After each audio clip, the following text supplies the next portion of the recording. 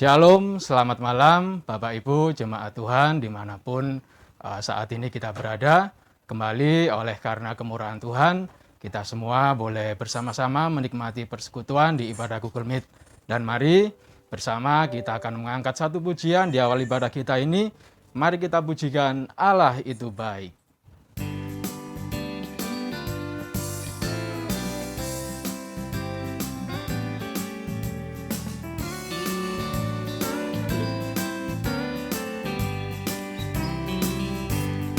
Allah itu baik, sungguh baik bagiku. Ditunjukkannya kasih setianya. Dia menyediakan yang ku perlukan, menyatakan kebaikan, menyatakan kebaikan, menyatakan kebaikannya padaku. Kasih setianya tak pernah berubah, dulu, sekarang, dan selamanya.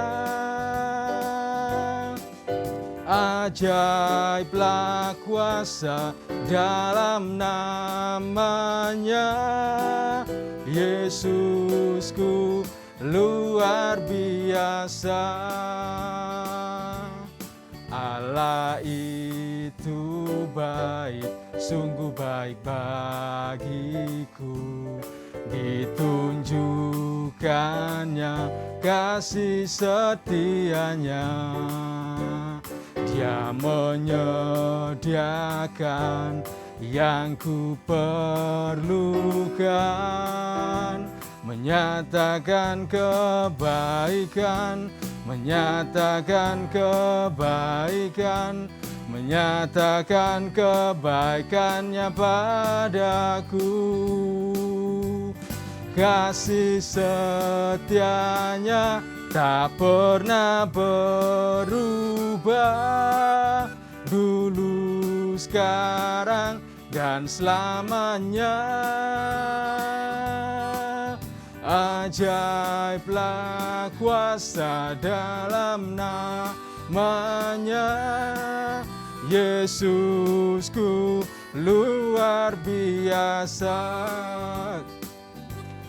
Kasih setianya tak pernah berubah, dulu, sekarang, dan selamanya. Ajaiblah kuasa dalam namanya, Yesusku luar biasa. Puji nama Tuhan, hanya Tuhan kita Yesus Kristus, Dia adalah Tuhan yang luar biasa, dan hanya Dia Tuhan yang sanggup melakukan segalanya bagi Dia. Mari kita mau masuk lebih dalam lagi, dan bersama kita akan puji-pujikan bagi Dia. Betapa dahsyat Engkau Tuhan.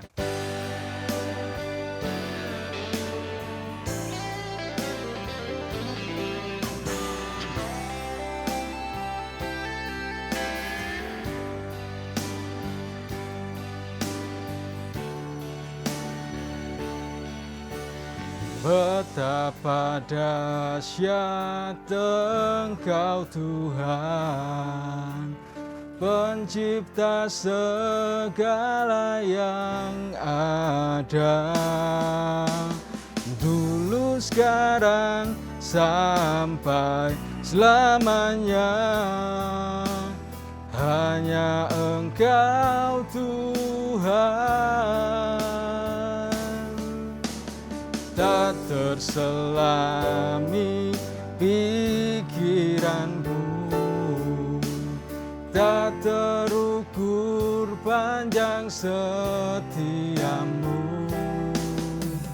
dulu, sekarang, sampai selamanya. Hanya Engkau Tuhan, ku sembahkan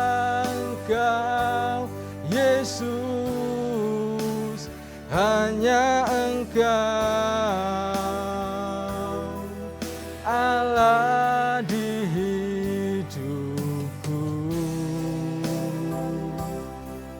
Tiada yang lain, hanya Kau, hanya Engkau Tuhan, selamanya Kau tetap Allah.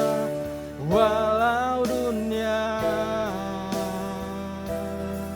semua bergoncang, tak tergoyahkan, Kau tetap Allah.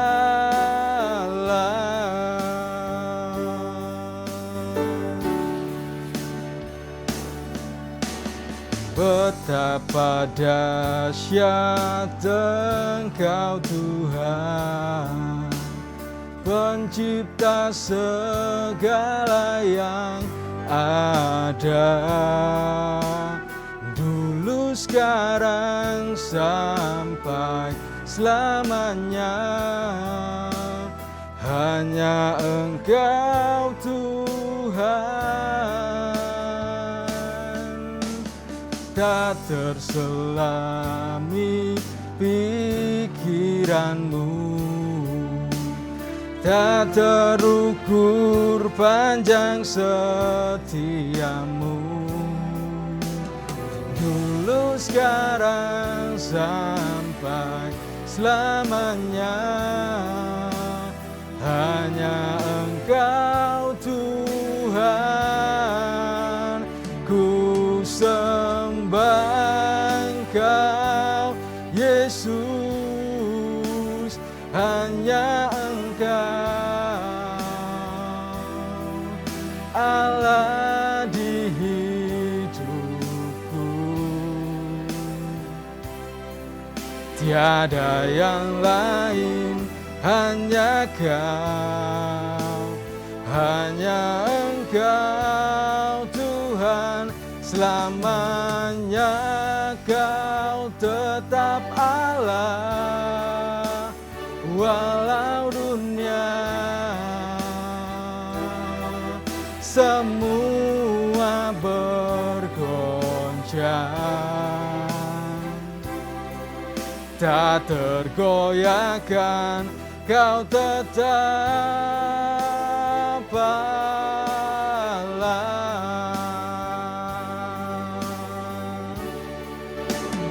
Ku sembah Engkau Yesus, hanya Engkau Allah di hidupku. Tiada yang lain, hanya Kau, hanya Engkau Tuhan, selamanya Kau tetap Allah. Walau dunia semua bergoncang, tak tergoyahkan, Kau tetap Allah.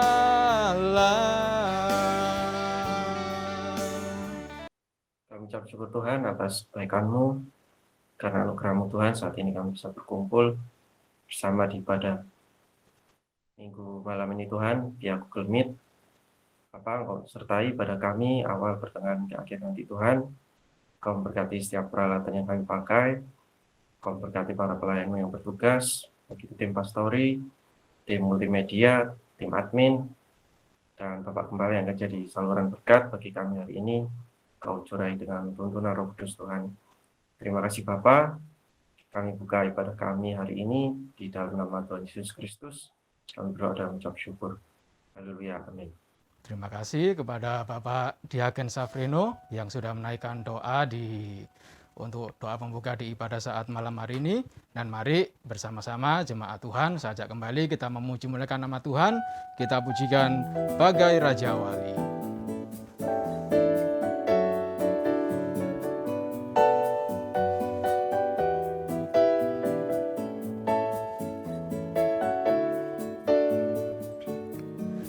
Aku ingin selalu berada di hadirat-Mu.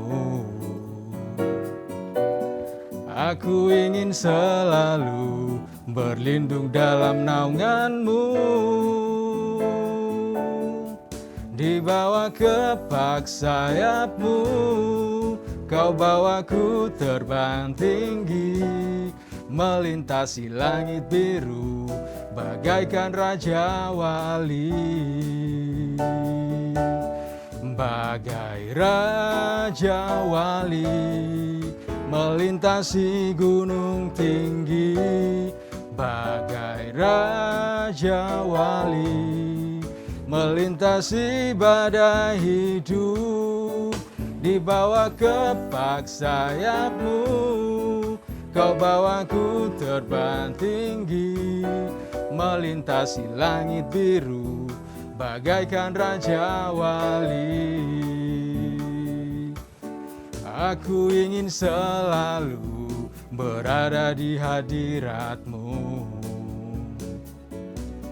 Aku ingin selalu berlindung dalam naungan-Mu. Dibawa kepak sayap-Mu, Kau bawaku terbang tinggi, melintasi langit biru, bagaikan Raja Wali. Bagai Raja Wali, melintasi gunung tinggi, bagai Raja Wali, melintasi badai hidup. Dibawa kepak sayap-Mu, Kau bawaku terbang tinggi, melintasi langit biru, bagaikan Raja Wali. Bagai Raja Wali, melintasi gunung tinggi, bagai Raja Wali, melintasi badai hidup. Dibawa kepak sayap-Mu, Kau bawaku terbang tinggi, melintasi langit biru, bagaikan Raja Wali. Puji nama Tuhan, biarlah setiap kehidupan kita, masa depanan kita, biarlah Tuhan selalu yang akan membawa kita terbang tinggi seperti Raja Wali, melewati segala badai atau melewati setiap kehidupan yang akan hendak kita lewati. Dan terlebih kalau di bulan ini kita semua sudah berada di bulan Agustus, dan tentunya beberapa hari lagi kita semua akan bersama-sama menyambut kemerdekaan negara kita tercinta ini. Mari saat malam hari ini saya mau mengajak jemaat Tuhan untuk kita semua saat malam hari ini di tengah-tengah ibadah kita boleh menaikkan atau kita menyanyikan satu lagu kebangsaan kita, yaitu Indonesia Pusaka.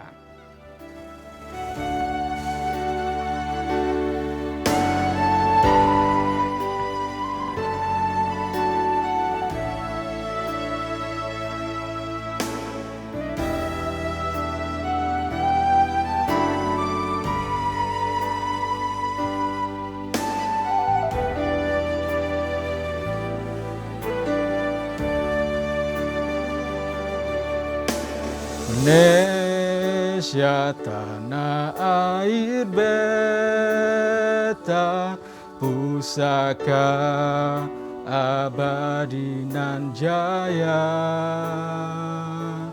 Indonesia sejak dulu kala tetap dipuja-puja bangsa. Di sana tempat lahir beta, dibuai dibesarkan bunda, tempat berlindung di hari tua, sampai akhir menutup mata.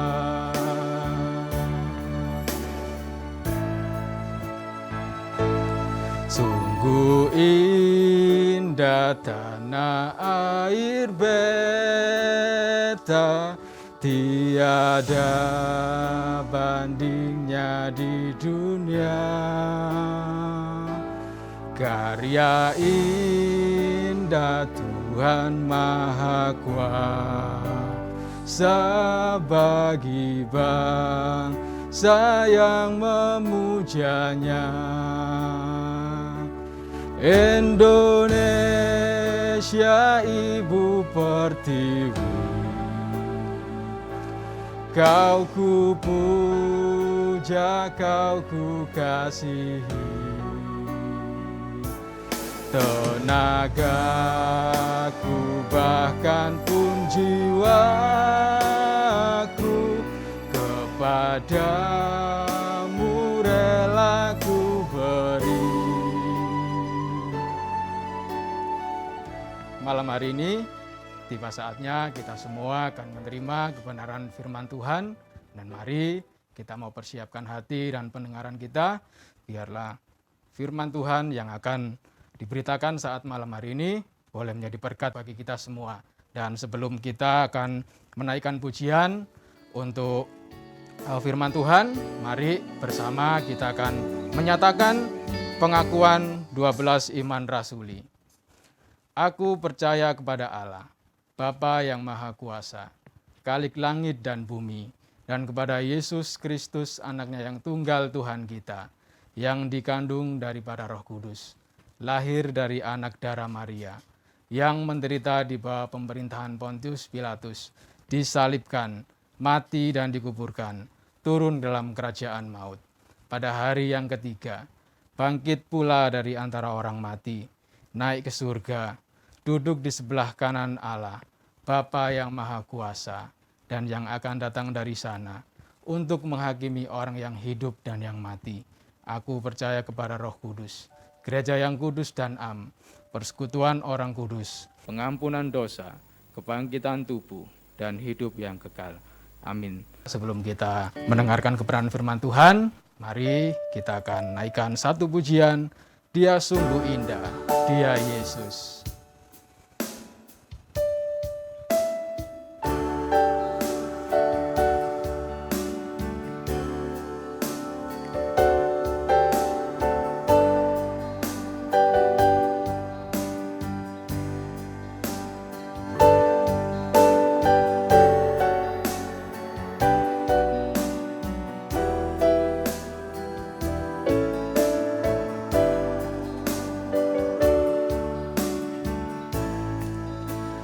Dia sungguh indah, Dia Yesus.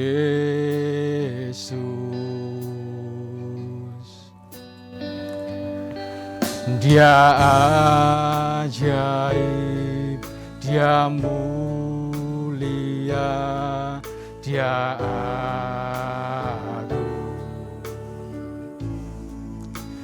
Dia cinta daku dan ampuniku,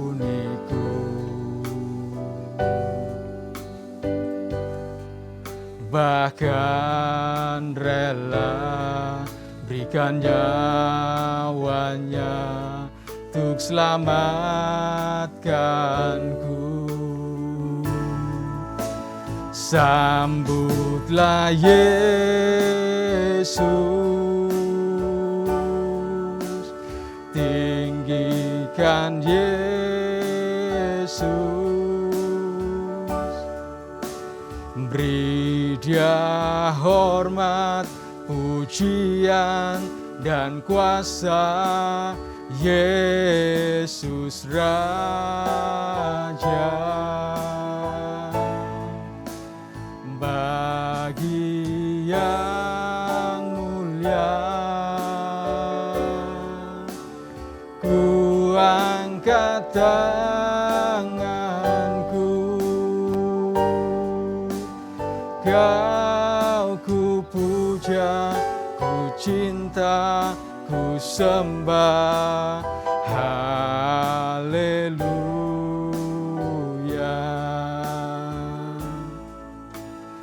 Dia sungguh indah, Dia Yesus.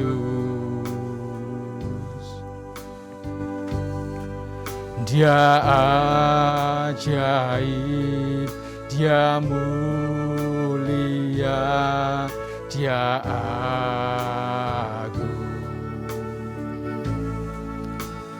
Dia cinta daku dan ampuniku,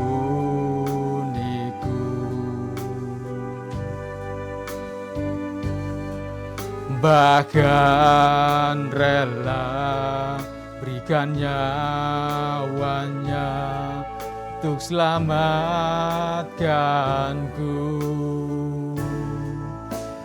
Sambutlah Yesus, tinggikan Yesus, beri Dia hormat, pujian, dan kuasa. Yesus Raja.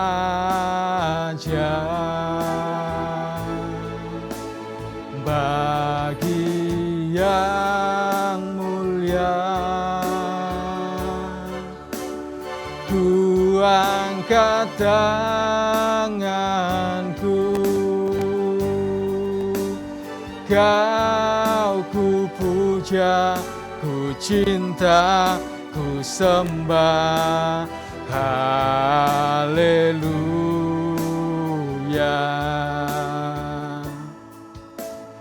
Sambutlah Yesus, tinggikan Yesus, beri Dia hormat, pujian, dan kuasa. Yesus Raja. Bagi yang mulia, ku angkat tanganku, Kau ku puja, ku cinta, ku sembah. Haleluya.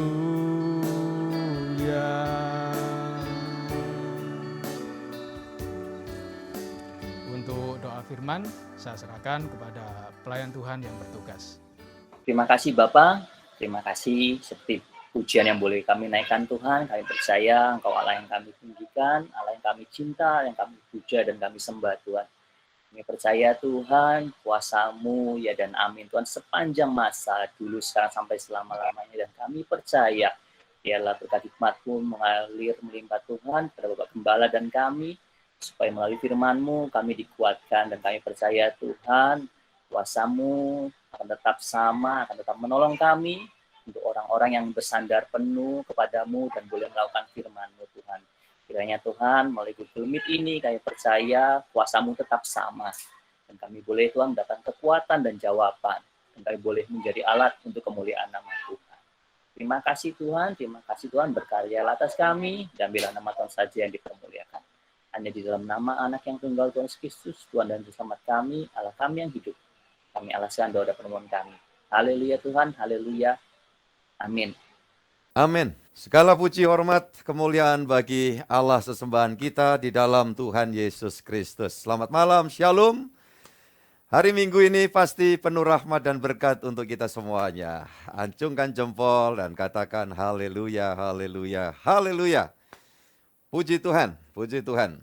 Saudara, keluargaku semua dimanapun berada, baik yang di Jawa, yang di luar Jawa, yang di luar negeri, di berbagai pulau di negeri tercinta ini, saudara yang tergabung melalui ibadah Google Meet ini, pasti semua menikmati berkat penguatan dari Tuhan, ya, supaya rohani kita, jiwa kita, itu betul-betul diteguhkan oleh Tuhan.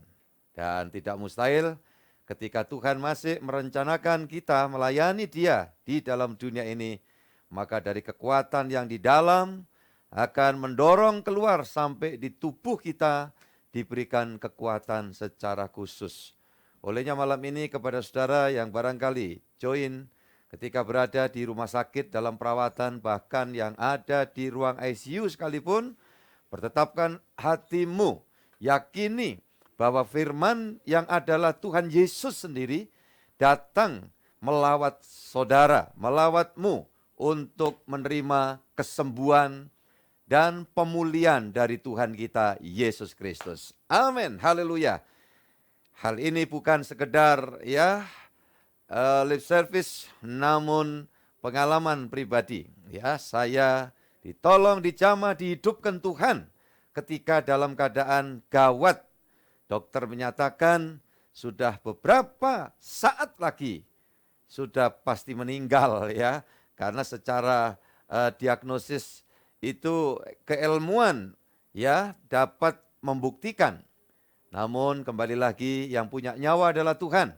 Ketika Tuhan masih membawa kita ya masuk dalam rencananya untuk kita kerjakan, maka tidak ada mustahil. Iya, sakit apapun, saya sekarat 8 hari, tapi Tuhan memberikan kehidupan. Ya, puji Tuhan, hingga saat ini telah kami lalui 42 tahun berjalan. Ya, tahun 1979 saya terima panggilan itu. Makanya ketika saya mengatakan kuasa Tuhan menyembuhkan, kalau memang Dia berkenan, Dia punya rencana untuk kita, itu masih ada sampai hari ini.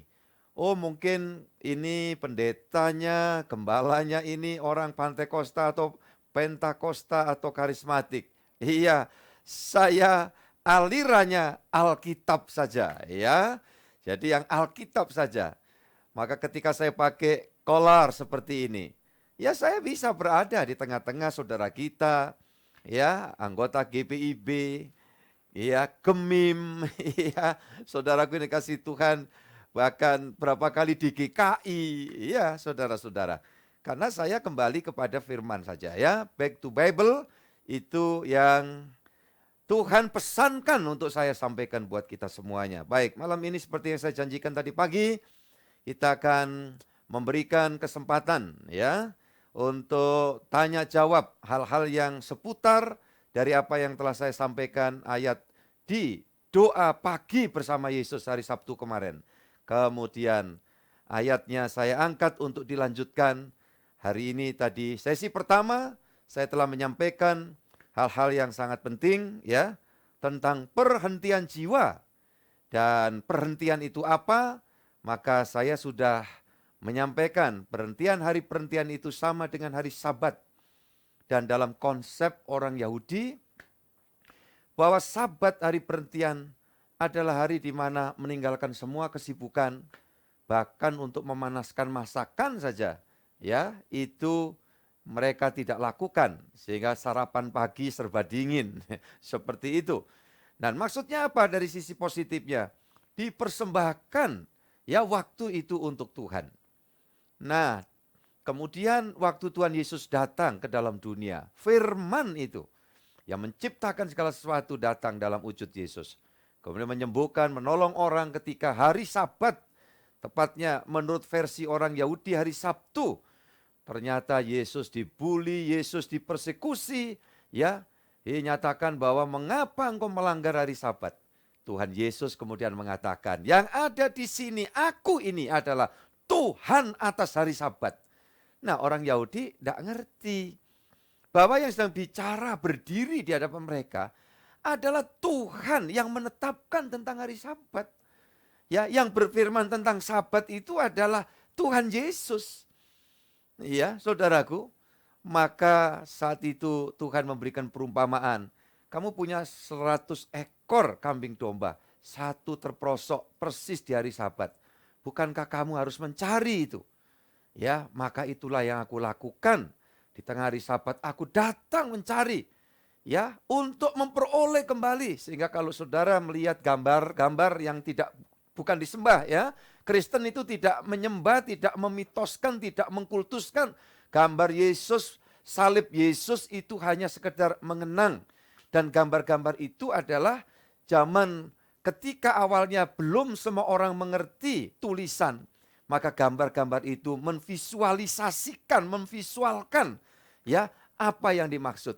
Maka itu adalah gambaran ketika Tuhan Yesus mendapatkan hidup kita. Dipeluknya anak domba itu memberi pengertian bahwa untuk itulah dia turun ke jurang. Dan jurang itu sebenarnya maut. Ya, jurang itu maut. Yesus lakukan.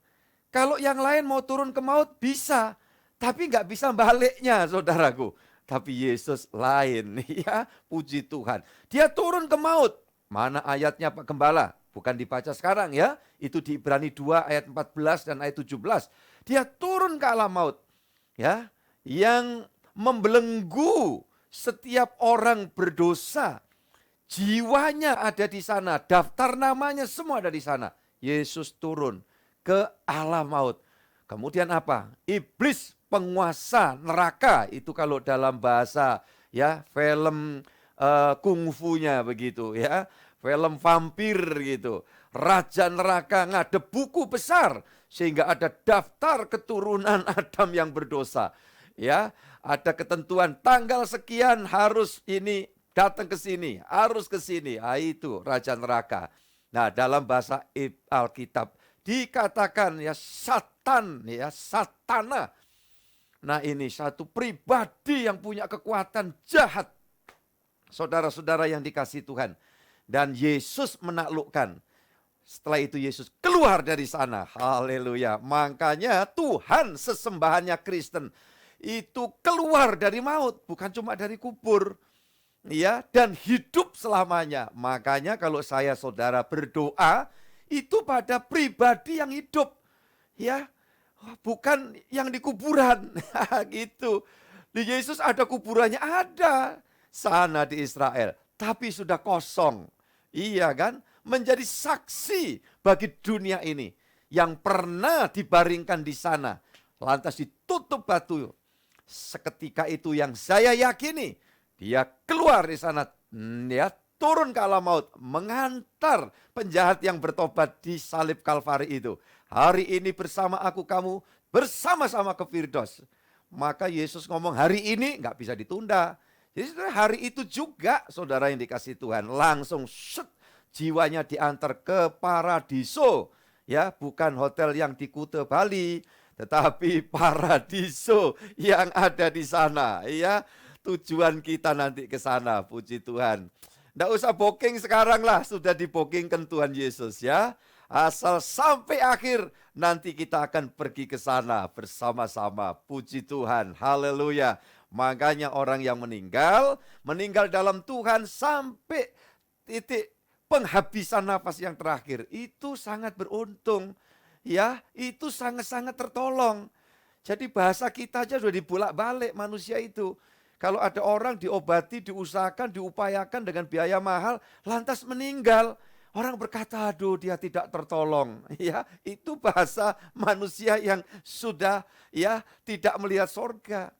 Tapi kalau orang yang ngerti firman sudah ditebus, sudah masuk di dalam hari sabatnya Tuhan. Ya, hari perhentian. Apa ini hari perhentian? Maksudnya adalah kita masuk di dalam kehidupannya Tuhan. Di dalam jaminannya Tuhan. Dalam proteksinya Tuhan. Nah, itu sebabnya orang-orang yang sudah masuk dalam perhentian, hidupnya untuk Tuhan. Siapa bilang doanya cuma seminggu sekali? Zaman dulu itu orang selalu ngomong di tempat saya, enak ya Kristen, kenapa sembayangnya seminggu sekali? Katanya begitu saudaraku. Nah, terus ada bikin nyanyian dari ayat dalam Mazmur itu berapa? 7 kali sehari. Nah, gitu. Tapi dalam Kristen gimana sebetulnya Paulus mengatakan, biarlah kamu berdoa senantiasa. Tidak ada waktu, tidak ada batas maksudnya. Kapan saja. Berharap pada Tuhan. Karena kita masuk di dalam sabatnya Tuhan bukan cuma hari Sabtu doang. Semua hari, semua waktu harusnya ada di dalam sabat Tuhan. Nah seperti itu. Makanya kalau sudah seperti itu, kita, hati kita, hidup kita, tujuannya Pak, melayani, menghormati Tuhan. Kemudian Tuhan bilang, kasih juga sesamamu. Apa? Kita berdiakonia, kita menolong, kita membantu. Itu bagian dari hidup kita. Ya, lifestyle-nya orang percaya yang sudah masuk di dalam sahabat Tuhan itu seperti itu. Ya, tidak harus nunggu kaya, tetapi apa yang bisa kita lakukan? Barangkali ketika di sebelah rumah ada yang isoman, ya, saudara cuman masaknya bisa hanya dengan Indomie 3 barangkali. Apa salahnya saudara berikan 1, ya masakan, ya ini untuk yang isoman. Ini gambaran sederhana saudara-saudara yang dikasih Tuhan. Ya, jangan lupa tapi kalau masak mie instan bumbunya dimasukkan ya. Jangan nanti kalau itu dicicipi sama yang jagai yang isoman, dia bingung, khawatir, wah aku terpapar. Kenapa? Iya, mie instan ini kok anyep, ini hilang rasa. Akhirnya lapor ke puskesmas, ya di swab antigen. Ya saudaraku ini kasih Tuhan. Sampai swab PCR, ternyata negatif. Loh kok rasa hilang gitu, nggak taunya mie instannya belum dicemplungi bumbu. Jangan sampai terjadi begitu. Kita baca firman Tuhan beberapa pembacaan dan nanti dalam waktu secepatnya saya akan beri kesempatan buat saudara-saudara ya yang sudah menginfo untuk mengajukan pertanyaan. Silakan sekarang dibaca Ibrani 4 ayat 1 dan 2. Sebab itu, baiklah kita waspada, supaya jangan ada seorang di antara kamu yang dianggap ketinggalan, sekalipun janji akan masuk ke dalam perhentiannya masih berlaku. Karena kepada kita diberitakan juga kabar kesukaan, sama seperti kepada mereka. Tetapi firman pemberitaan itu tidak berguna bagi mereka, karena tidak bertumbuh bersama-sama oleh iman dengan mereka yang mendengarnya. Haleluya. Jadi firman Tuhan malam ini, saudara-saudara yang dikasih Tuhan. Saya sebagai seorang hamba Tuhan seperti penulis dari Ibrani ini. Jangan ada yang tertinggal atau ketinggalan masuk ke dalam perhentian itu. Ya, ini saya sedang bicara dengan orang Kristen. Masuk di dalam Yesus sungguh-sungguh. Ya, kamu di dalam aku dan aku di dalam kamu. Mintalah. Ya, saudara yang dikasih Tuhan, maka apa yang kamu minta kamu akan dapat. Nah, cuma ayat-ayat ini seringkali diartikan lain kaitannya dengan harta benda, kekayaan, materi. Tetapi kalau kita minta urapi aku, jadikan aku alatmu, supaya aku mengasihimu, menghormatimu, dan juga aku bisa jadi berkat bagi banyak orang. Nah, saudara-saudara yang dikasih Tuhan, kita bisa melakukan itu dan Tuhan akan memberi. Doa saya ketika saya masuk di kota tercinta ini, ya 38 tahun silam, hampir 40 tahun. Saya minta tolong beri kekuatan, mampukan saya. Itu doa-doa saya karena waktu mau berangkat dalam pelayanan ini, saudara-saudara yang dikasih Tuhan, ya para senior pendidik, pengajar saya, dosennya bilang, aku tahu itu daerahmu, asal tempat asalmu, ya. Kamu jangan berharap banyak di sana. Gitu ketemu teman lagi, ditanya, kamu kemana? Saya diharuskan kembali, ya. Kembali ke tempat asal saya. Dia kasih tahu, wah seorang nabi tidak dihormati di kampungnya sendiri. Nah, di situ Tuhan memberi kenikmat buat saya. Saya berkata kepada mereka, enggak, saya tidak mencari hormat manusia. Ya, saya mau memberitakan firman. Saya rindu supaya semua orang masuk dalam perhentian Tuhan. Dan doa saya itu dikabulkan Tuhan. Diberi kekuatan melewati semua, ya, sendi-sendi lini kehidupan saudaraku yang dikasih Tuhan. Dan saya berdoa Tuhan beri kemampuan karena saya berada di tengah-tengah keluarga besar kami yang masih tentunya belum sepaham dengan saya. Satu-satunya yang menerima panggilan Tuhan pada waktu itu di 1979 tahunnya saudara-saudara yang dikasih Tuhan. Nah di situ Tuhan mengabulkan. Sampai kemudian waktu Tuhan mengutus saya memulai ya berdirinya jemaat ini oleh kuasa Tuhan. Saya hanya dilibatkan ikut membidani seolah-olah ya. Saya pinjam pakai istilah itu saudara-saudara itu bahasa Indonesia. ya, dan Tuhan campur tangan hingga kini. Saudara-saudara yang dikasihi Yesus, maka kalau kita ada di dalam Dia, Dia di dalam kita, manunggal, ya. Saudara-saudaraku ini kasih Tuhan, terjadi satu kebersamaan dengan Tuhan. Waduh, hidup kita pasti terpelihara. Yang percaya katakan amin. Puji Tuhan. Itu berarti tandanya kita sudah ditebus. Kita sudah kembali kepada pemelihara jiwa kita. Silakan Pak Yohanes bacakan 1 Petrus pasal 2 ayat yang ke-25. Puji Tuhan. Ya, ini artinya sabat itu. Artinya masuk perhentian itu, ini salah satunya. Silakan. 1 Petrus pasal 2 ayat yang ke-25. Sebab dahulu kamu sesat seperti domba, tetapi sekarang kamu telah kembali kepada gembala dan pemelihara jiwamu. Puji Tuhan. Nanti kaitannya dengan ini, saudara yang dikasih Tuhan, saya akan bicara tetapi nanti di hari ibadah yang berikutnya. Tentang roh, jiwa, tubuh. Ya, karena ini cukup luas sekali. Saudara-saudaraku ini kasih Tuhan. Ya, ini. Body, soul, ya. Saudaraku, and spirit. Jadi kalau dari dalam spirit, soul, and body. Nah, di dalam dunia psikologi, maka trisulanya itu, saudara-saudara yang dikasih Tuhan, adalah ya diambil dari yang pertama adalah jiwa itu, soul, kemudian mind, ya saudara-saudara yang dikasih Yesus, dan kemudian body. Rohnya itu tidak nampak di situ, di dalam prinsip psikologi. Nah, padahal yang memungkinkan manusia menjadi ciptaan spesial, di dalamnya itu ada roh. Kemudian dalam iman Kristen, mind, pikiran itu ada di mana? Ada di dalam soul. Ya, jiwa. Jadi saudara-saudara di situ ada perasaan, maka orang hidup merasakan segala sesuatu. Apa yang dirasa saat peralihan meninggalkan dunia, ya kemudian masuk ke alam roh, rasa itu tetap dibawa. Kalau meninggalnya dalam damai sejahtera, ya saudaraku yang dikasih Tuhan dalam pelukan Yesus, ya terus itu bablas. Nah, saya nyaris mati dalam penyiksaan digocok habis-habisan oleh kuasa gelap di tahun 1979. Untung Tuhan segera ya tolong saya. Kalau enggak, waktu itu dokter sudah bilang kemudian nanti ini mati.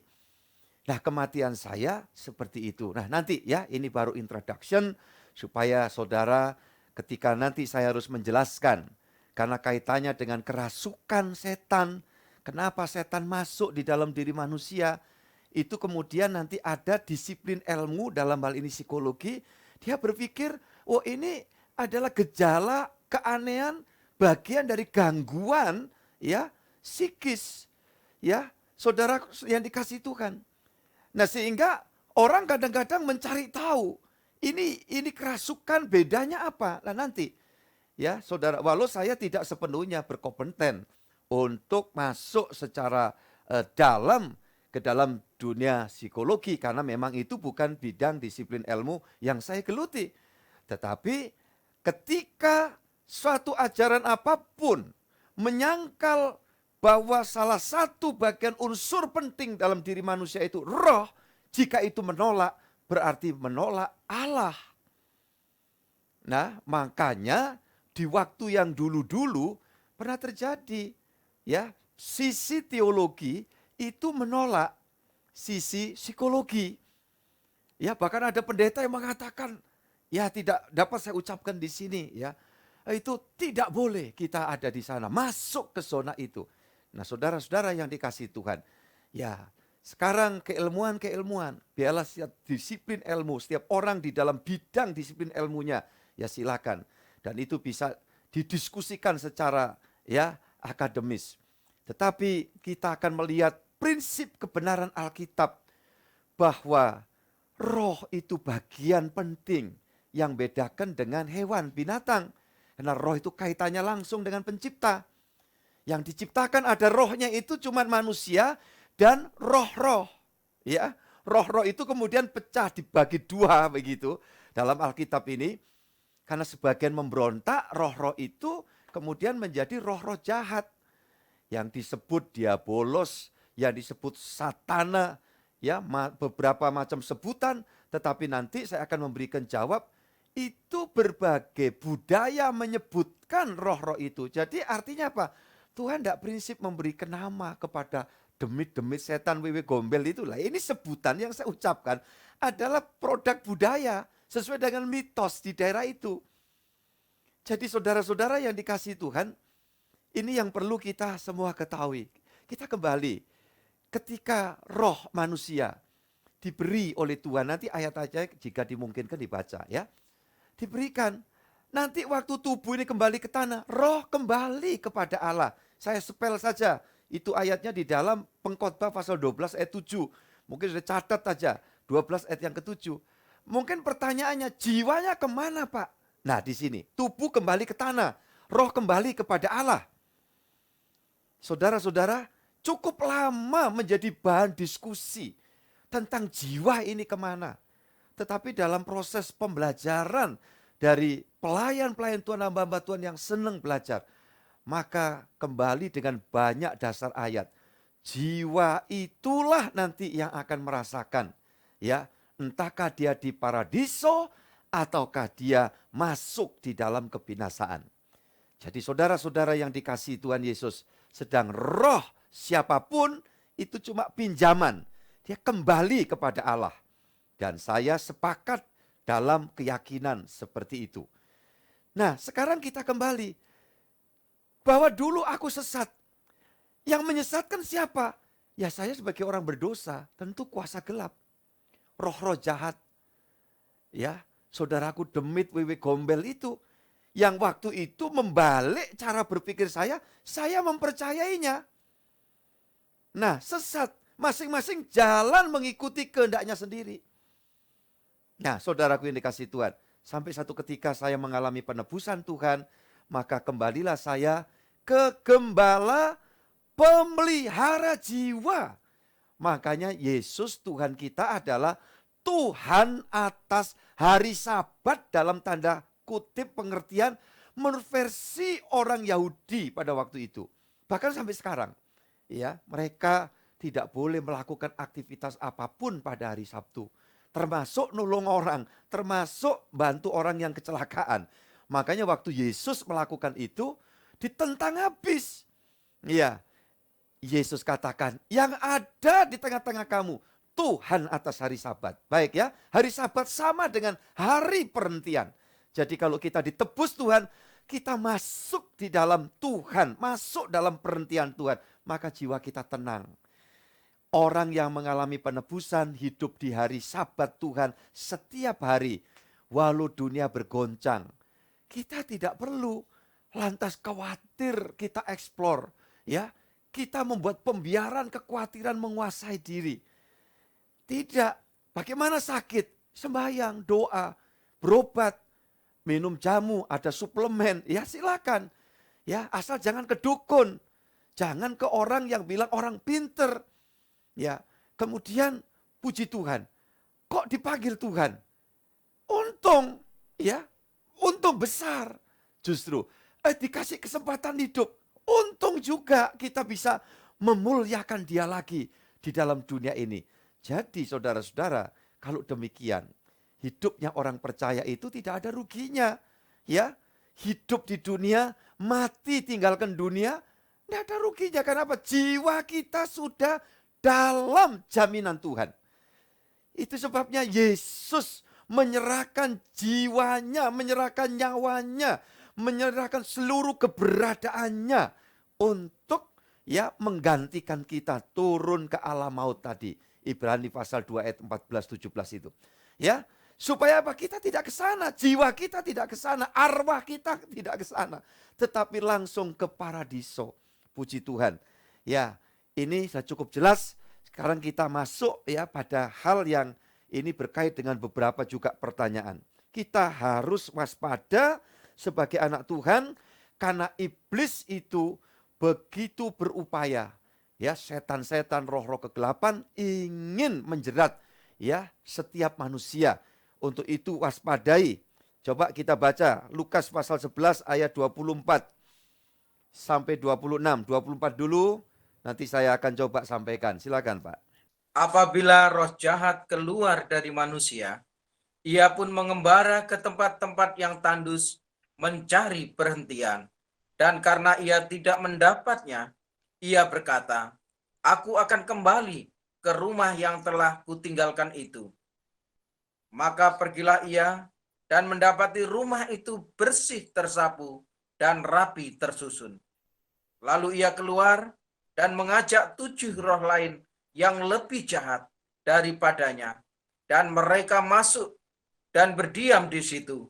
Maka akhirnya keadaan orang itu lebih buruk daripada keadaannya semula.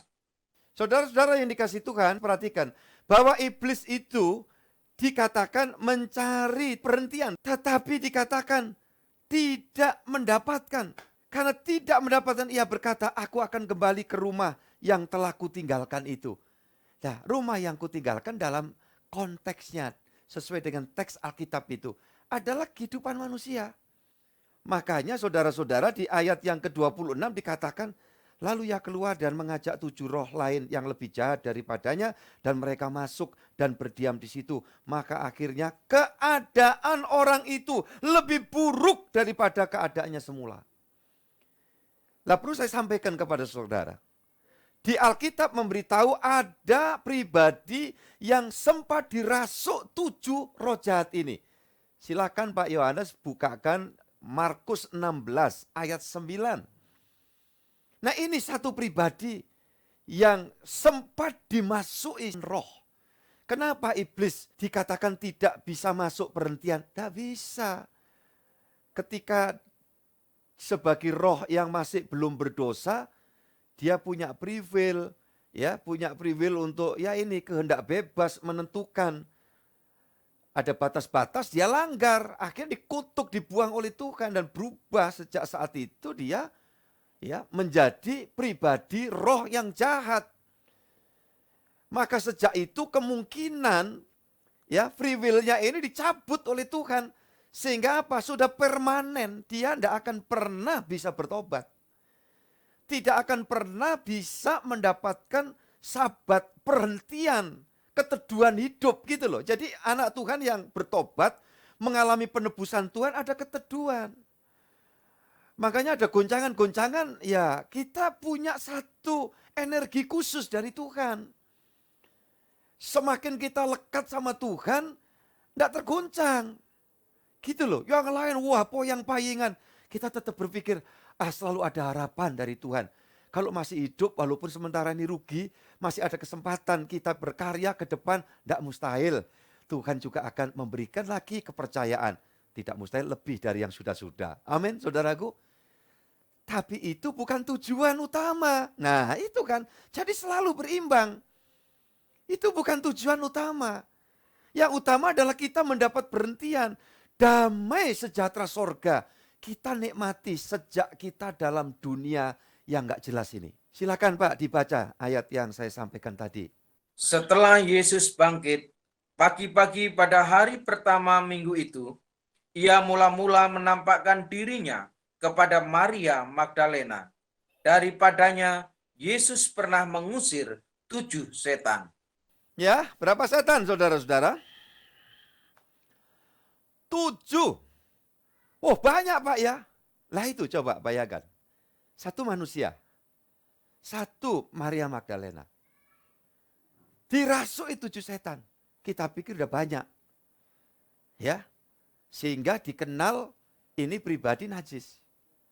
Tetapi saudara kalau baca, mungkin ini ditangguhkan aja. Saudara nanti baca di Markus pasal 5, mulai ayat 1 sampai 1 perikop itu, ya saudara-saudara yang dikasih Tuhan, ada 1 orang yang dirasuki roh-roh najis itu jumlahnya kurang lebih 2000. Coba, ya. Itu dibagi 2, karena itu ada 2 orang, kalau yang dalam versi Markus itu. 2 orang yang dirasuk setan dan tinggal di pekuburan. Nah, jangan salah ya. Bukan kuburan banyak setan, bukan. Karena roh-roh jahat itu dia mempunyai sasaran utama adalah jiwa manusia. Tolong diingat. Kalau toh dia ada di perempatan jalan yang dianggap itu angker, sering terjadi kecelakaan. Di bawah pohon besar itu sering kali terjadi ya suatu keanehan-keanehan. Nah, oleh karena di situ dimitoskan orang. Sehingga dia cuma datang di situ untuk apa? Dia cari lengah dan kesempatan. Untuk orang berdosa, itu iblis dia ada kecenderungan ya kekuatan atau kemampuan untuk langsung dia melakukan sesuatu. Tapi pada orang beriman tidak. Karena kita ada dalam penggembalaan gembala jiwa kita. Yang kenal namanya tolong sebutkan siapa dia?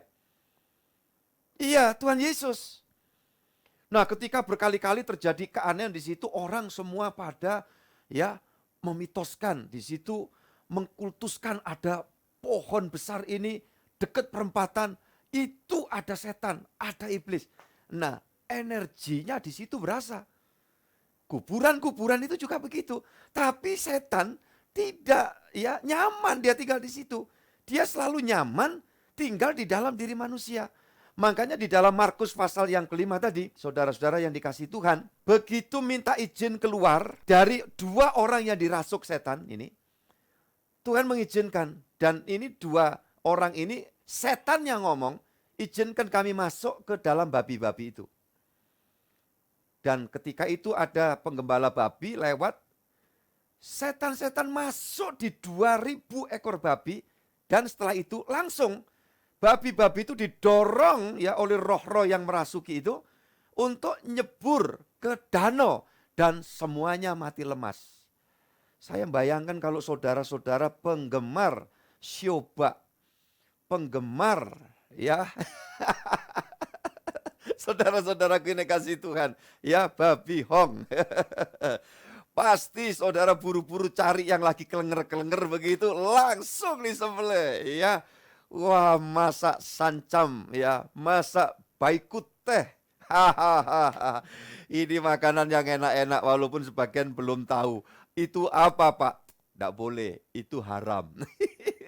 Saudara-saudara yang dikasih Tuhan, kalau nggak beli ya, tapi kalau beli ya nggak apa-apa kalau doyan ya. Kalau nggak suka ya nggak usah dipaksa ya. Tidak semua yang boleh dimakan itu bermanfaat, kan begitu saudara-saudara yang dikasih Tuhan. Haleluya, puji Tuhan. Intinya apa? Roh jahat ini dia nggak betah ternyata tinggal di dalam ya ini tadi hewan binatang. Kenapa? Saudara-saudara, hewan binatang ini hanya mempunyai nyawa hidup sementara, bukan jiwa yang bernilai kekekalan. Begitu. Tapi kalau manusia, apalagi dia meyakini dia mendapatkan ya barangkali titisan-titisan gimana ilmu-ilmu begitu, wah ini ditunggui oleh roh-roh ini sampai akhirnya nanti. Karena yang dituju, yang disasar adalah jiwanya. Nah, jadi saudara-saudara, Alkitab firman Tuhan memberitahu, udah jelas seperti ini. Coba saya akan beri kesempatan, anakku Samuel, dengan pertanyaannya, bacakan. Ya, apakah dalam iman Kristen setan itu ada? Yang kedua, kalau memang ada, apa tujuan Tuhan Allah menciptakan setan? Yang ketiga, bagaimana cara kita sebagai manusia melawan godaan setan? Oke, pertanyaan yang bagus. Langsung saja saya minta Pak Yohanes Widodo menyiapkan Yakobus pasal 4 ayat yang ke-7, jangan dibaca dulu, 4 ayat 7. Pertanyaannya yang pertama, apakah dalam iman Kristen setan itu ada? Baru tadi yang saya khotbahkan. Jadi jelas ada. Ya, jelas ada. Kalau suatu pemahaman tidak percaya adanya setan, atau tidak percaya adanya roh, berarti dia tidak percaya kepada Allah, kepada Tuhan. Ya, karena semua itu ada karena Tuhan. Tuhan itu roh. Tetapi kalau pertanyaan yang kedua, ya, Kalau memang ada, apa tujuan Allah atau Tuhan Allah menciptakan setan? Ya. Nah, pertanyaan ini jawabannya ditunda ibadah yang akan datang. Karena itu bagian ya dari pokok penting lainnya. Cuman saya harus jawab yang pertama. Tuhan tidak pernah menciptakan setan. Lah, konsep Tuhan menciptakan setan, Tuhan menciptakan malaikat, Tuhan menciptakan manusia adalah konsep agama lain. Ya, tepatnya sesudah Kristen ada.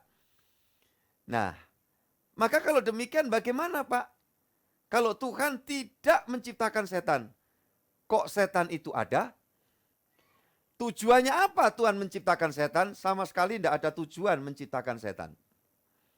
Ya, secara urean, yang pasti saya jawab dulu, Tuhan tidak pernah menciptakan setan. Sedikit saja saya bocorkan bahwa siapa yang kemudian jadi setan adalah roh-roh yang diciptakan Allah yang pada mulanya masih murni. Tetapi mengapa kemudian jadi setan? Nah, sejarahnya panjang, tunggu tanggal mainnya.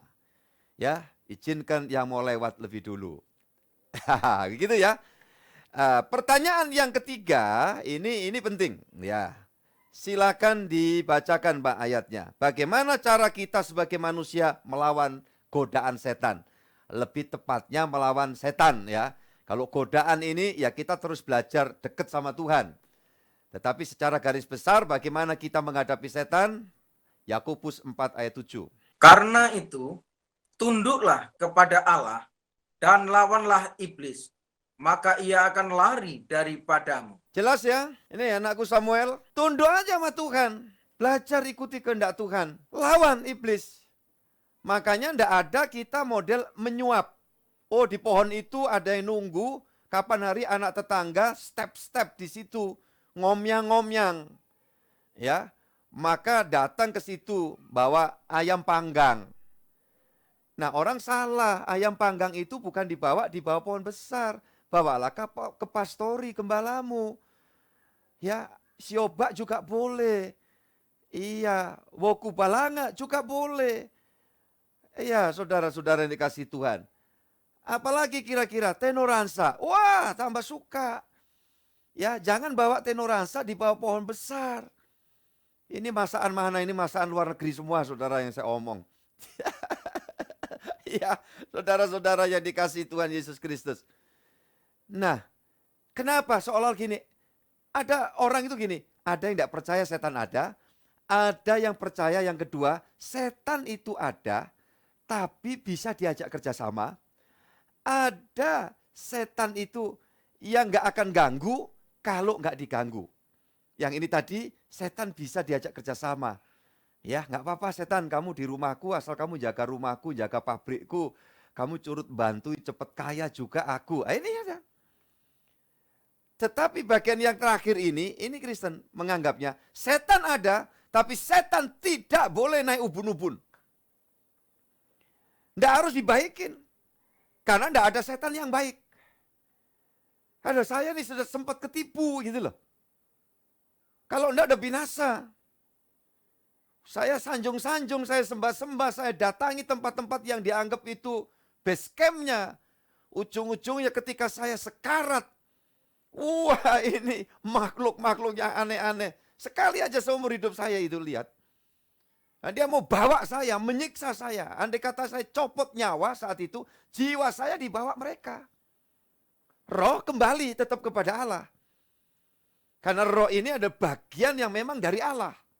Sedangkan jiwa itu adalah pribadi yang dilengkapi dengan free will tadi. Kehendak bebas. Kehendak bebas ini intinya dua. Mau pilih siapa? Pilih Tuhan apa hantu? Nah, begitu. Ya, oke. Jadi pertanyaan jawabannya ada yang masih ditunda. Kemudian tadi Ayu Dinda juga menanyakan. Iya. Tentang apa bedanya setan dengan dajjal. Bagus ini. Kalau mau diterusin apa dengan genderuwo, dengan wewe gombel, kuntilanak, sundel bolong. Ya. Apalagi saudaraku. Pocong. Nah. saya mau sampaikan, nama-nama ini adalah sesuai dengan mitos setiap wilayah daerah. Padahal sosok roh-roh itu ya roh-roh yang Alkitab tidak ya sibuk menamai. Begitu. Hanya ada beberapa aja yang dinamai. Itu pun juga dalam konteks penulisan sesuai dengan versi penulis. Yang cenderung ke Yahudi-Yahudian. Dia pakai istilah wilayah itu dalam bahasa Ibraninya apa. Kemudian bagi konteks yang sudah masuk di dalam era lebih maju lagi. Di bawah pengaruh ya Yunani dan Romawi. Maka budaya Helenisme bicara tentang roh yang jahat apa, mempunyai sebutan apa. Jadi tentang nama-nama ya roh jahat ini juga ada sama dengan pertanyaan bagaimana dengan Nyi Loro Kidul segala macam. Ya, seperti itu. Nah, jawabannya sama dengan ini. Itu sama aja. Ya karena itu di pantai Laut Selatan kan disebutnya Nyi Loro Kidul, itu roh penunggu wilayah itu. Lah kalau itu ada di Lor ya berubah namanya jadi Nyi Loro Lor. Cuma kurang populer. Ya. Apa itu, Pak? Setan Pantura. Iya kan? Saudara-saudara yang dikasih Yesus, tampilannya itu ya bisa sewaktu-waktu seperti yang dimitoskan. Wong roh itu tidak berfisik. Ya, dia punya pikiran tapi tidak punya otak. Gitu. Itu kalau roh-roh itu. Termasuk yang masih murni, itu pelayan-pelayan Tuhan. Yang disebutnya bahasa Ibraninya malah. Itu kita kenal lah di Indonesia langsung aja malaikat. Nah, seperti itu. Tidak ada otak tapi dia punya pikiran.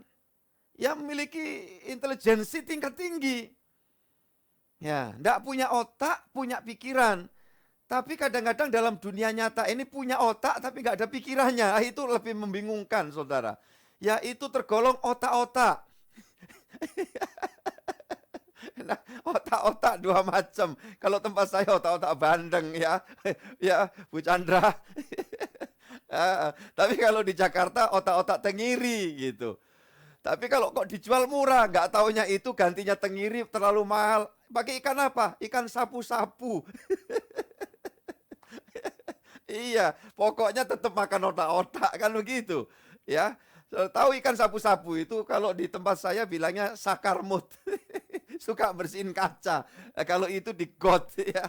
Ya, tapi kalau udah jadi ikan, udah diolah, siapa tahu enak juga. Iya, puji Tuhan.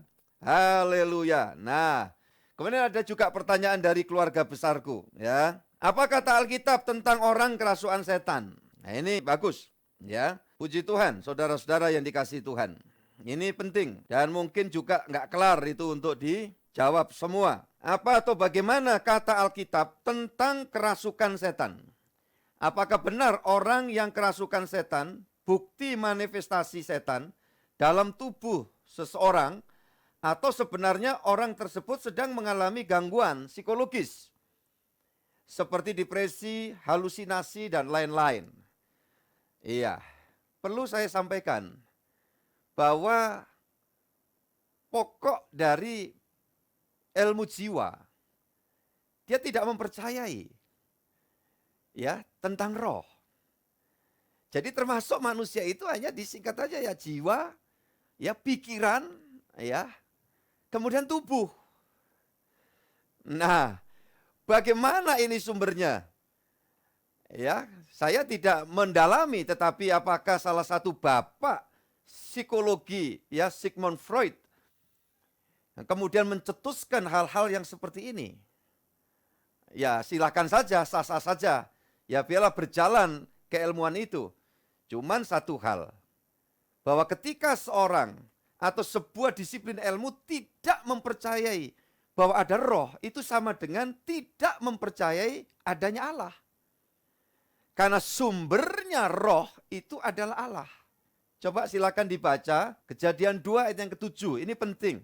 Ketika itulah Tuhan Allah membentuk manusia itu dari debu tanah dan menghembuskan napas hidup ke dalam hidungnya.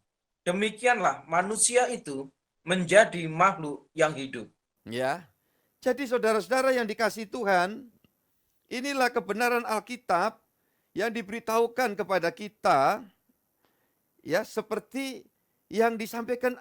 Apa yang dimaksud nafas hidup ini? Diterjemahkan dari bahasa aslinya nefes, atau dalam bahasa Ibraninya ruah. Ya. Dan kemudian bergeser ke bahasa Timur Tengah, secara umum disebutnya roh. Dan sampai di negeri kita jadi enteng nyebutnya roh. Gitu ya. Ruah, kesulitan, terlalu nyangkut di sini. Ruh, gitu juga buang energi, perlu nasi kerawu banyak. Ya. Jadi ngucapkannya gimana? Roh. Ya. Saudara-saudara dikasih Tuhan. Firman Tuhan berkata, Tuhan Allah kita itu roh. Barang siapa menyembah dia di dalam roh dan kebenaran. Apa kata Alkitab di dalam 1 Tesalonika 5 ayat yang ke-23? Bahwa firman memberitahu bahwa manusia dicipta dengan 3 unsur, yaitu roh, jiwa, dan tubuh. Sedangkan pikiran, perasaan, emosi, itu semua ada di dalam jiwa. Ya, soul. Jadi saudara-saudara yang dikasihi Tuhan, ini yang perlu kita pahami dulu. Silakan Pak Yohanes. Semoga Allah damai sejahtera menguduskan kamu seluruhnya, dan semoga roh, jiwa, dan tubuhmu terpelihara sempurna dengan tak bercacat pada kedatangan Yesus Kristus Tuhan kita. Puji Tuhan, ya jelas ya. Dikatakan tubuh, jiwa, dan roh, jiwa, dan tubuhmu. Nah, saudara-saudara, penebusan Tuhan itu bekerja dari dalam. Kenapa kok bukan tubuh? Ada yang alami mujizat.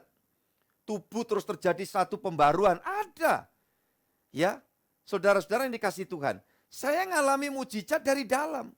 Ketika setelah 8 hari, hari ke-9 saya diselamatkan Yesus, saya bisa duduk, bisa kencing langsung ya, karena selama itu pasang kateter. Transfusi darah sudah macet, tidak bisa, padahal habis sudah tinggal ya sedikit. Nah, pada hari ke-9 setelah terima Yesus, duduk. Beberapa hari kemudian diperbolehkan pulang, tapi luka-luka bekas ya, sobek ini di perut, di dada, di tangan, itu masih ada. Tetapi stamina pemulihan secara fisik, HB langsung nyaris full. Dan dokter perbolehkan pulang untuk berobat jalan. Itulah kemudian saya melangkah. Ya, setelah pulang dari rumah sakit, masuk gereja dalam pengertian yang sebenarnya beribadah. Ya, yang pertama di waktu itu. Tanpa saya minta pertimbangan kepada siapapun. Karena waktu itu kalau saya minta pertimbangan, pastinya tidak akan pernah saya bisa melangkah dan sampai hari ini seperti sekarang ini.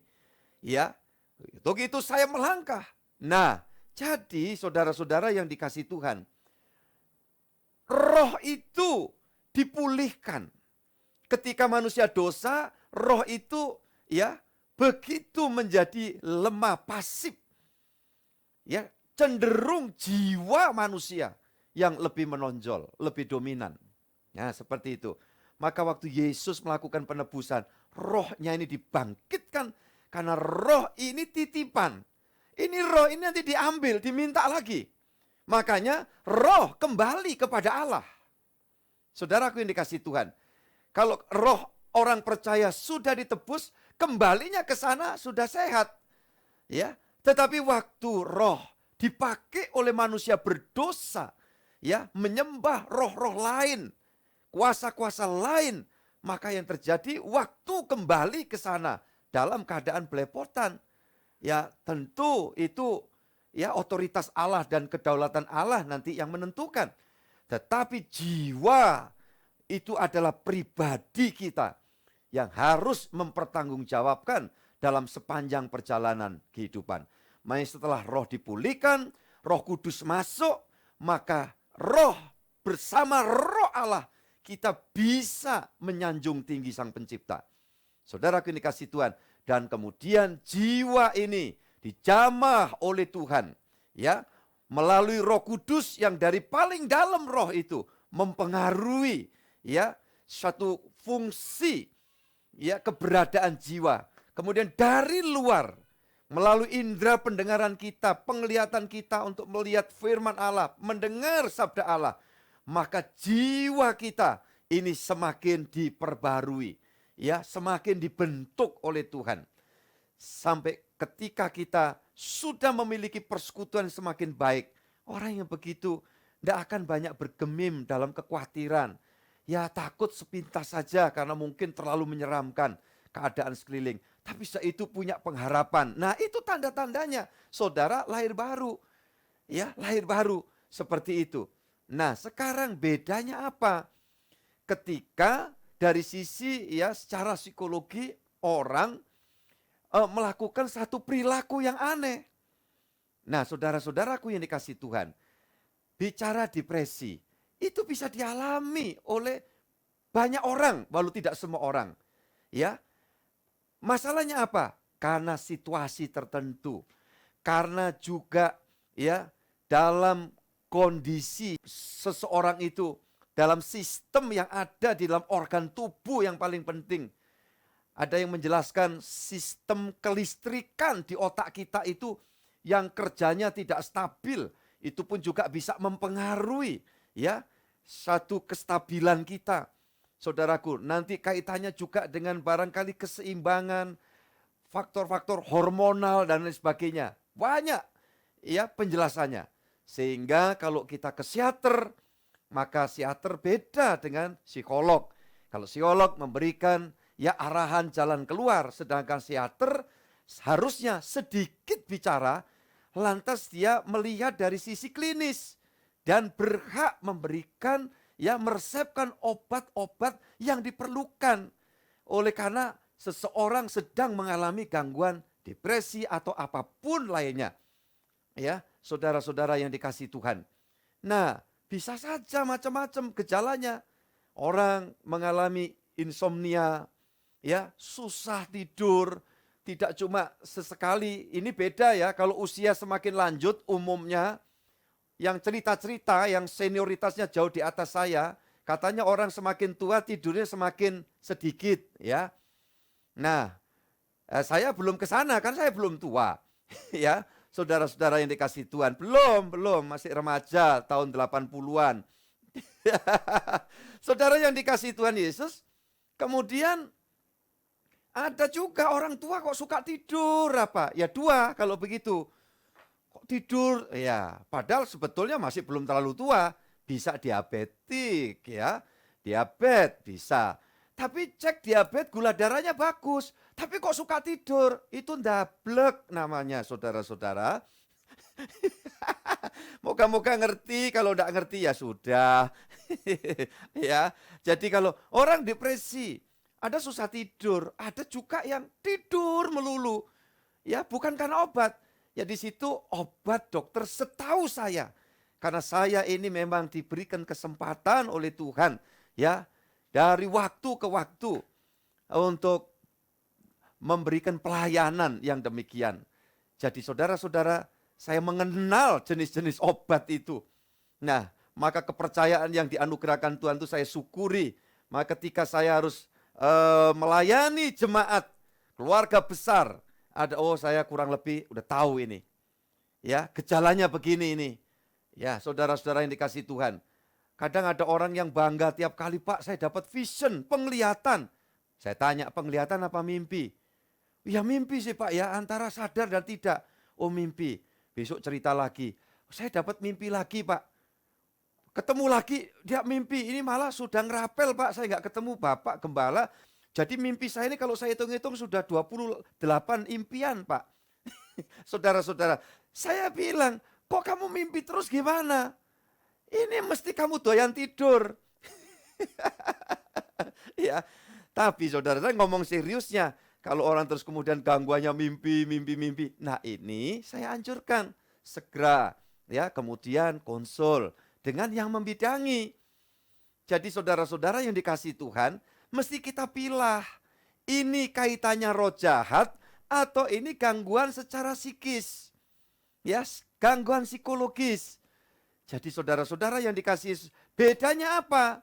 Nah, secara mencolok. Kalau sampai gangguan keanehan perilaku seseorang itu mengancam keselamatan nyawanya sendiri, keselamatan orang lain, di situ sudah menunjukkan tidak sekadar gangguan psikologis atau psikis, tetapi kemungkinan besar ada di dalam campur tangan intervensi dari roh-roh yang lain. Malam ini barangkali saya menjawabnya masih terbata-bata dan terbatas, tapi harapan saya di waktu ibadah yang akan datang, jika masih dimungkinkan ini diperlukan kita belajar bersama-sama, nanti kita masih akan berlanjut saudara-saudara yang dikasihi Tuhan. Dan biarlah setiap waktu ibadah kita boleh mendapatkan prinsip-prinsip kebenaran yang penting supaya kita sama-sama semakin tumbuh di dalam Tuhan, dengan harapan jangan ada seorang pun yang tertinggal tidak masuk dalam perhentian Tuhan itu. Biarlah cukup iblis, setan-setan, roh-roh jahat saja yang tidak bisa masuk ke perhentian, tetapi setiap orang percaya, orang beriman mengalami Yesus di dalam hidupnya, sehingga yang demikian tidak akan dapat disentuh oleh kuasa gelap. Satu contoh, bukan cuma depresi, bukan cuma sekedar psikopat dalam arti ini gangguan jiwa parah, tetapi ada roh yang masuk. Buktinya di Alkitab siapa? Raja Saul, Raja Saul tiap kali dia dimasuki roh jahat, dalam konteks pemahaman orang perjanjian lama yang masih tidak jelas, disebutnya roh jahat yang datang dari Tuhan. Itu di pasal yang ke-17 di dalam 1 Samuel, nanti sudah bisa cari di sana. Maka ketika dia dirasuki roh jahat itu, ada Daud yang sangat berjasa di sana. Itu tiba-tiba Saul itu ambil tombak lembingnya, ditancapkan Daud itu, di dinding itu. Itu maksud roh jahat yang menguasai sifat yang jadi jahat dari Raja Saul. Tetapi Alkitab perlihatkan kepada kita, justru dikatakan Daud bisa mengelak begitu saja.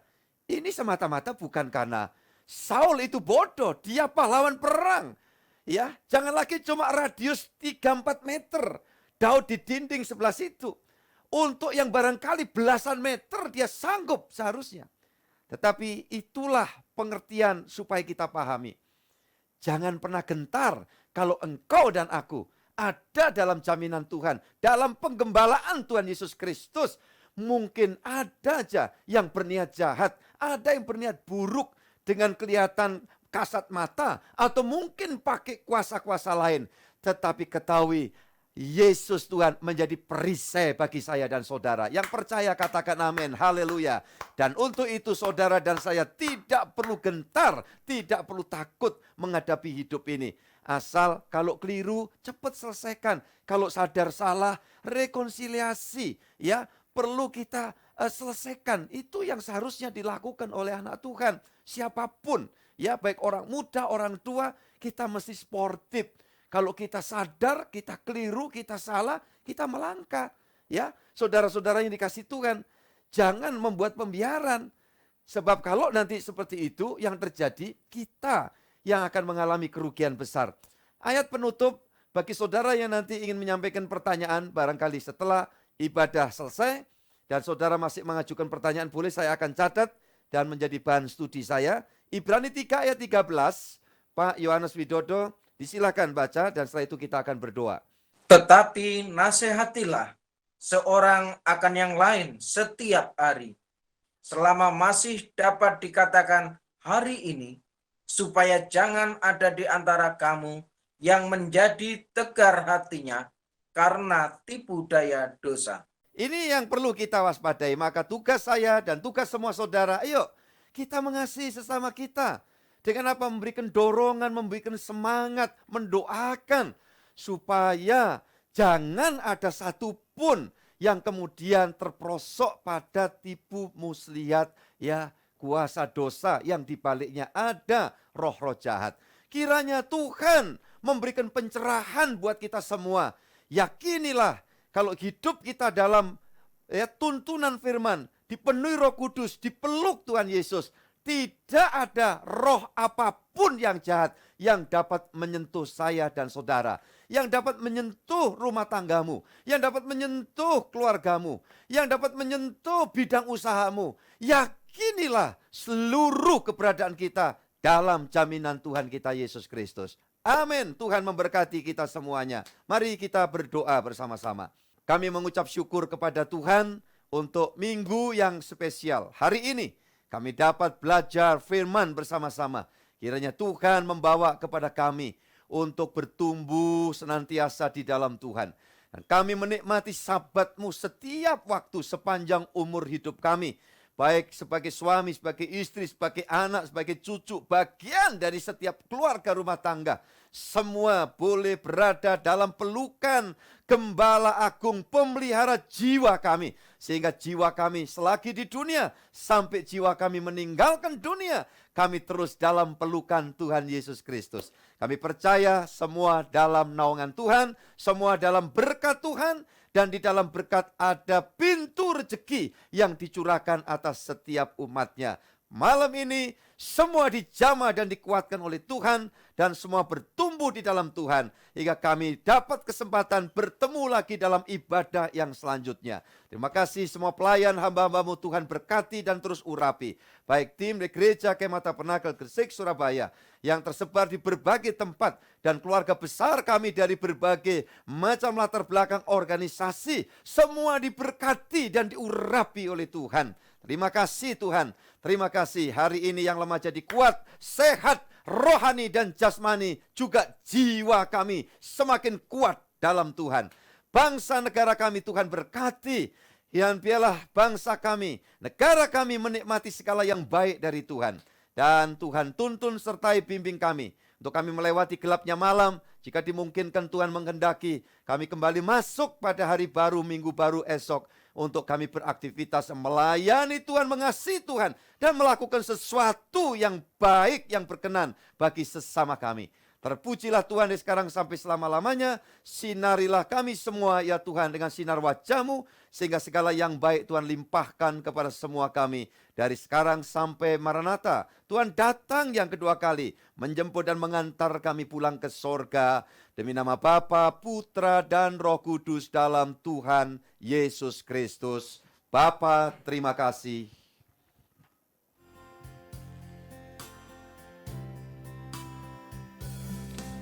Bapa, terima kasih.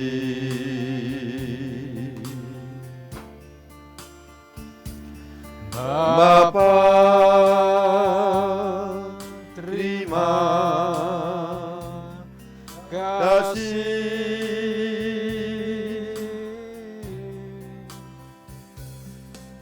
Bapa di dalam surga,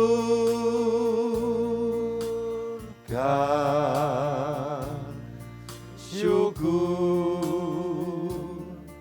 terima kasih.